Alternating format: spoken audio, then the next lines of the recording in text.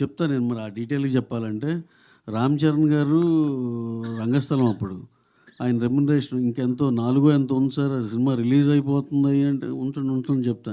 నాకెప్పుడు అవసరమైతే అప్పుడు తీసుకుంటాను. అప్పుడు ఒక 20,00,000 అప్పుడు ఒక 10,00,000 ఆయన అసలు అది 1 ఇయరో, 2 ఇయర్సో తీసుకున్నారాయన.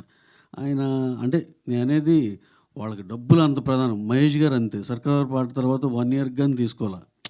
అలా 'చిరంజీవి' గారు అంతే. 'వాల్తేరు వీరయ్య' తర్వాత 1 ఇయర్. 'రవితేజ' గారు అంతే. అంటే డెఫినెట్‌గా వాళ్ళందరికీ సరే ఓటీటీ ఇంకా డబ్బులు లేట్ అవుతాయి గదా! అయి వచ్చినప్పుడే ఇవ్వండి. అంటే మీ దగ్గరుంటే ఇంట్రెస్ట్‌తో సహా వస్తదని. ఇంట్రెస్ట్‌లు ఏమి లేవండి పాపం. అలా అనమాకండి. ఇంట్రెస్ట్‌లు ఏమి లేవు గానీ, అలా 'రామ్' గారిని, మా 'ఉపేంద్ర' గారిని. 'ఉపేంద్ర' గారు అసలు రెమ్యునరేషన్ నేను చెప్పనన్నారు. సార్ ఇదైతే కరెక్ట్ అనుకోండి ఓకే డన్ అన్నారు. అది యాక్చువల్‌గా ఆయన ఉన్నప్పుడు దానికన్నా తక్కువ అనే తెలుసు. కాకపోతే సార్ ఈ ప్రాజెక్ట్ కొంచెం ఇప్పుడు బయట పరిస్థితులు బాలేదు కాబట్టి కొంచెం ఇలా కన్సిడర్ చేయాలి సార్ అంటే ఒక్క మాట అనలా. 'రామ్' గారు he has come for back end. ఆయనేం డబ్బులు తీసుకోలా. నైజాం అండ్ గుంటూరు తీసుకున్నారు. సో, ఆటోమేటిక్ ప్రొడ్యూసర్ ఇదేంటి అనేది అర్థం చేసుకున్నట్టే కదా! డెఫినెట్‌గా చాలామంది కోఆపరేట్ చేశారండి అలా. ఎన్టీఆర్ గారైతే అసల ఆయన సరే ఎప్పుడుంటే అప్పుడే ఉన్న టైప్‌లో కూడా ఉంటాడాయన.